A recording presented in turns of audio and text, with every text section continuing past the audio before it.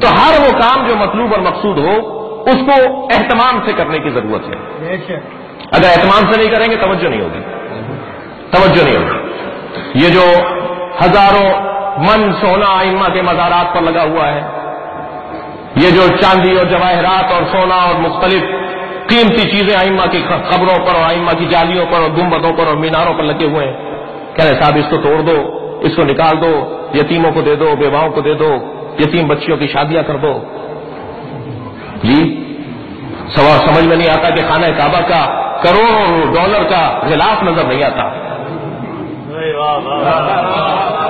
جو جواز اس کا ہے وہی جواز اس کا ہے. اس لیے کہ جو مراکز دینیہ ہوا کرتے ہیں انہیں شان سے ہونا چاہیے، انہیں اہتمام کے ساتھ ہونا چاہیے.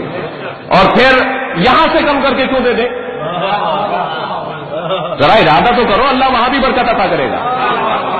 عزاداری میں کمی نہیں ہوگی، مجلس میں کمی نہیں ہوگی، تبرک میں کمی نہیں ہوگی.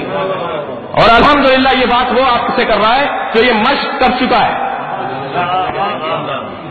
بھائی مجھے تو الٹا بولنا چاہیے، میرے ادارے چل جائیں. خبردار جو عزاداری سے کمی ہو، کسی یتیم کو نہیں چاہیے حسین کی عزاداری سے کم کر کے.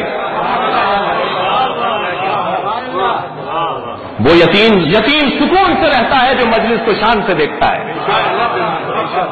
جو عزاداری کو اہتمام سے دیکھتا ہے وہ بیوہ زیادہ سکون سے رہتی ہے. لہذا یہاں سے کوئی کم نہیں ہونا چاہیے، یہاں جتنا ہو رہا ہے اس سے بڑھ کر ہونا چاہیے. کیوں؟ اس لیے کہ جتنا اہتمام کریں گے اتنی توجہ بڑھے گی. عزیزان گرامی یہ اس فرش اعضا سے ولی بنتے ہیں، مگر میں بننا ہی نہیں چاہتا تو کیسے خود بخود تھوڑی بہت ہو جائے گا. اس کے لیے مجھے اپنے آپ کو مٹانا پڑے گا، اپنے آپ کو گرانا پڑے گا. عراقیوں سے سیکھنے کی ضرورت ہے، عراقیوں سے سیکھنے کی ضرورت ہے. ہم تو دو دفعہ کوئی مانگ لے تو کہتے ہیں میں ڈبل مار رہا ہے، دوبارہ مانگ رہے ہیں. عراقی آپ دیکھیے نجف سے لے کے کربلا تک جو پیدل مشی ہوتی ہے، یا بصرے سے کربلا تک جو پیدل لوگ چلتے ہیں، رستے میں جو گھر پڑتے ہیں وہ ہاتھ جوڑ جوڑ کے کہتے ہیں کہ آ جاؤ پیر دبا دیں تمہارے، آ جاؤ کچھ ہمارے گھر کا کچھ کھا لو، بہت اچھا کھانا بنایا، گرم پانی کر کے رکھا ہوا ہے تمہارے لیے. امام حسین کے عزاداروں، امام حسین کے عزاداروں سے خاص پیار، یہ عشق، اس کو ترغیب دینے کی ضرورت ہے. اور اس راہ میں جو رکاوٹ آئے گی اسے ہم سب کو دور کرنے کی ضرورت ہے. دنیا اتنا کچھ رکھنے کے باوجود آپ کا کچھ نہیں بگاڑ پا رہی. وہ کیا ہے؟ وہی عزاداری کی روح ہے، یہ گریے کی آوازیں ہیں، یہ ماتم کی صدائیں ہیں، یہ نوحہ خوانی ہے، یہ سوز خوانی ہے، یہ عزاداری کی رسمیں ہیں. حضرت آیت اللہ خمینی فرماتے ہیں اپنی عزاداری کو سنتی انداز سے منعقد کرو.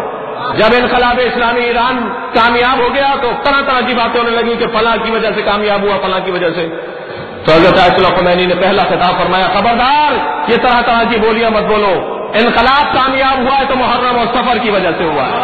صلوات پڑھیں محمد و آل محمد. برحمتك يا أرحم الراحمين وصلى الله على محمد وآله